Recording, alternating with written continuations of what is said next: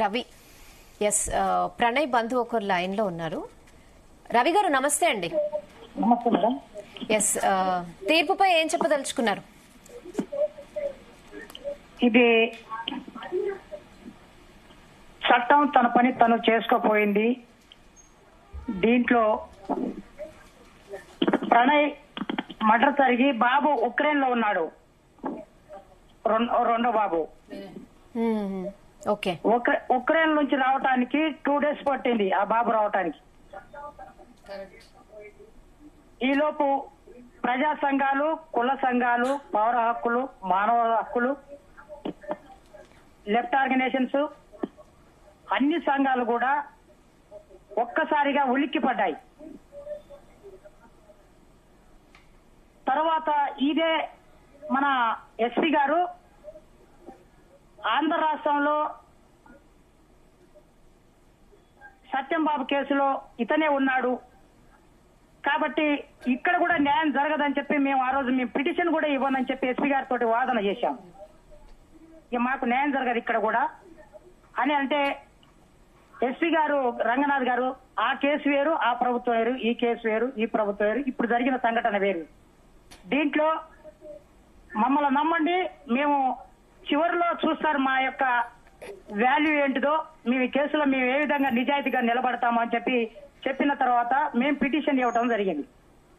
తర్వాత ఇక్కడ డిఎస్పీ శ్రీనివాస్ గారు అట్రాసిటీ ఆయనే కేసు చేయాలి కాబట్టి శ్రీనివాస్ గారిని, తర్వాత సిఐ గారు హోంగార్డు నుంచి డీజీపీ గారికి ఇది మ్యారేజ్ అయిన తర్వాత డీజీపీని కలిశారు వీరిద్దరు.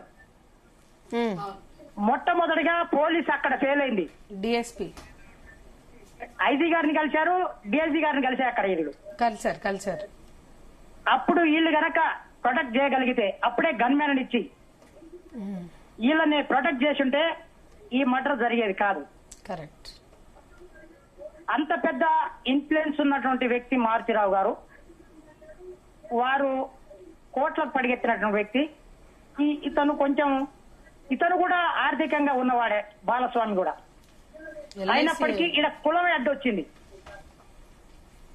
తర్వాత ఏ తల్లిదండ్రులు కూడా నా బిడ్డ నేను చెప్పినట్టు వినాలి, నేను ఎట్లా పెంచానో ఆ విధంగానే వాళ్ళు ఉండాలి అని చెప్పి కోరుకునటంలో వాళ్ళు మేజర్ అయిన తర్వాత కూడా వాళ్ళని ఇట్టనే ఉండాలి. చిన్న పిల్లాడిగా ఉన్నప్పుడు నేను ఎట్లా చెప్పానో పెద్దయినాక కూడా అట్టనే చెప్తే వినాలి అనే తల్లిదండ్రులు మనసు మారితే ఇలాంటి మర్డర్లు, ఇలాంటి కేసులలో ఇట్లాంటి శిక్షలు పడవు. వండర్ఫుల్. ఏదైతే మారుతిరావు గారు తీసుకున్న నిర్ణయాన్ని ఈ సమాజం అంతా కూడా ఎందుకు ఇన్ని కోట్లున్నాయి, నీకు ఇంత పలుకుబడింది, నీ బిడ్డని ఒక దళితుడ బిడ్డను చేసుకోవటం ఏంది అని చెప్పి రెచ్చగొట్టారు. కరెక్ట్.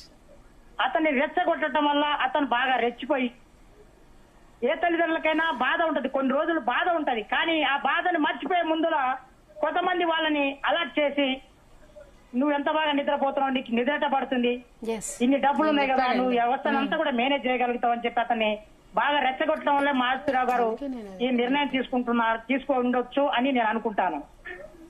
కొంతమంది అమృతని తప్పు పడతా ఉన్నారు, అమృత తప్పు చేసింది అని అంటా ఉన్నారు.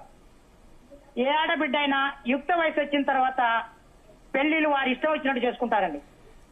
గతంలో మనువు ఏ విధమైనటువంటి తీర్పులు రాశారు మనుధర్మ శాస్త్రంలో. మనువు అప్పట్లో ఆడపిల్లలు ఇట్లనే ఉండాలి, ఇట్లనే బ్రతకాలి, బయటికి వెళ్ళొద్దు, ఆడపిల్లలకు ఈ విధంగానే చేసుకోవాలి పెళ్లి, భర్త చనిపోతే సతీ సహగమనం చేయాలని చెప్పి ఆ వ్యవస్థ నుంచి భారత రాజ్యాంగం ఈ రోజు ఇన్ని సంవత్సరాల స్వతంత్ర భారతదేశంలో ఇప్పటికి కూడా ఇంకా అదే సిద్ధాంతాలు పాలవుతా ఉన్నారు తల్లిదండ్రులు. కానీ ఇప్పుడు దళిత పిల్లలు అగ్రవర్ణాల పిల్లలు పెళ్లిళ్ళు చేసుకున్నా దళిత పిల్లల్ని చంపుతా ఉన్నారు, అగ్రవర్ణాల పిల్లలు దళిత పిల్లలు చేసుకున్నా దళితుల్ని చంపుతా ఉన్నారు. ఎక్కడ కూడా అగ్రవర్ణాల పిల్లలు ఆడగాని మోగగాని ఎక్కడ కూడా చంపలేదు కూడా. ఎస్సీ ఎస్టీ బీసీ మైనార్టీల పిల్లలే ప్రేమిస్తే చంపేస్తా ఉన్నారు. వాళ్ళకి నచ్చి మా పిల్లల్ని చేసుకుంటే మేము వాళ్ళ జోలికి పోం, వాళ్ళు మా జోలికి రారు.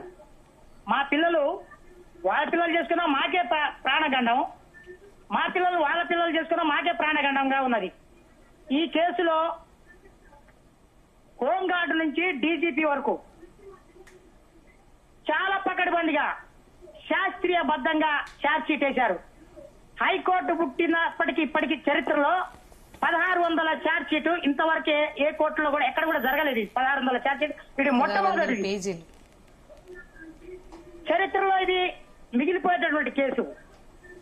అయితే ఇది జరిగిన వారం రోజులకే కొబ్బరి బోండాలతో బిడ్డను నరికిండు హైదరాబాద్ లో. ప్రణయ్ హత్యకి ముందు మర్డర్లు జరిగాయి, ప్రణయ్ హత్యకి తర్వాత మర్డర్లు జరిగాయి. మాధవి మనోహరాచారి జరిగాయి. నిన్నటికి నిన్న మాలబంటి సూర్యాపేటలో కూడా ఇదే భార్గవ్ కుల దురంకార హత్యని అక్కడ కూడా. ఆ పిల్లోడు మంచోడు కాడని చంపారు, ఆ పిల్లోడు దళితుడని చంపారు. అంటే పోలీసు వ్యవస్థ ఈ కేసు ఒక్కటేనాయిగా, ప్రణయ్ కేసు ఒక్కటే పోలీసులకు సవాల్గానా? ఇది గెలిస్తే మిగతా పిల్లలు ప్రాణాలు పోయినా, మిగతా పిల్లలకి రక్షణ లేకపోయినా ఇది ఇది ఈ విధంగానే ఉంటుందా? పోలీసు వ్యవస్థ ఏ కేసు అయినా ఇది పెద్ద ఇష్యూ అయినా ప్రపంచ దేశాలు అమెరికన్ మ్యాగజైన్ లో ఈ ప్రణయ్ కేసు గురించి రాశారు. కానీ అమెరికన్ మ్యాగజైన్ లో రాసిన కేసు మళ్ళీ మాలబంటి కాడికి వస్తే వాళ్ళకే డీజీపీ గారు కానీ, ఎస్పీ గారు కానీ, లేకపోతే ఎస్ఐ గారు, సిఐ, డిఎస్పీ ఆ అదే రేంజ్ లో జిల్లా. వాళ్ళ కుటుంబాన్ని ప్రొటెక్ట్ చేసేదాలో అక్కడ కూడా జరగాలి. రేపు అక్కడ కూడా ఏదైనా జరగవచ్చు కదా. మరి ఈ కేసులాగా అన్ని కేసులు కూడా తీర్పులు రావాల్సిన అవసరం ఉంటది. ఈ దేశంలో స్త్రీకి ఆడపిల్ల ఏ తప్పు చేసినా మంచి పని చేసి ఆడపిల్లని పొగడరు. ఆడపిల్ల మంచి పని చేస్తే పొగడరు. చిన్న పొరపాటు ఏడన్నా ఆడపిల్ల చేస్తే విపరీతమైన చీవాట్లు, సోషల్ మీడియాలో ట్రోల్స్. మన ఇంట్లో కూడా మనం ఈ రోజు ఉదయం లేస్తే కానించి సాయంత్రం వరకు ప్రతి పని మనం మనం చేయలేని పని అన్న కూడా ఆడబిడ్డలే చేస్తా ఉన్నారు. తెలిసో తెలకో యుక్త వయసులో ఒక అబ్బాయిని ప్రేమించింది. అదే నువ్వు ఎవరిని పడితే వారిని, నీ ఇష్టం వచ్చిన నీకు నచ్చిన వాడిని, ఉద్యోగం వచ్చి లక్షల కోట్ల రూపాయలు ఇచ్చిన వారిని తల వంచి పెళ్లిళ్ళు చేస్తా ఉన్నారు అక్కడ. అంటే తల్లిదండ్రులు ఎట్లా చెప్తే చేసుకోవాలి వాళ్ళుగా. అబ్బాయి ఎర్రగా ఉంటాడు, అబ్బాయి బాగా హైట్ పర్సనాలిటీ ఉంటాడు, అబ్బాయి బాగా సాఫ్ట్వేర్ ఇంజనీరు, అబ్బాయి అమెరికా పోయి వచ్చాడు. అలాంటి పిల్లలు కూడా మరి ఈ రోజు అప్పుడు ఆడపిల్లలు చంపబడతా ఉన్నారు. అలాంటి వాళ్ళు కూడా హింసలకి పాల్పడతా ఉన్నారు. వరకట్నాలు తెమ్మని చెప్పి హింసిస్తా ఉన్నారు, ఊరేస్తా ఉన్నారు, చంపేస్తా ఉన్నారు, వదిలేస్తా ఉన్నారు. ఆడపిల్లల్ని ఆడపిల్లలాగా బ్రతకనిస్తలేరు. పుట్టగానే పురిట్లలో చంపేస్తా ఉన్నారు ఆడపిల్ల పుడితే. ఇలా అమృత ఇంత ఈ కేసు మా బాబాయ్ గాని, ఇక్కడ ఉన్నటువంటి ఎవరైతే వేరే రాష్ట్రాల నుంచి వచ్చిన వాళ్ళు ఎవరైతే ఉన్నారో వీళ్ళందరికీ నా కేసు మొదటిది కావాలి, నా కేసు చివరిది కావాలి. చివరి వరకు ఈ కేసులో నిలబడ్డందుకు అమృతకి హృదయపూర్వక ధన్యవాదాలు చెప్తా ఉన్నాం. ఓకే రవి గారు, థ్యాంక్ యూ అండి. Thank you. రవి చాలా చక్కగా చెప్పాడండి. పెద్ద ఉద్యమం, 1,00,000 మందికి పైగా ర్యాలీ.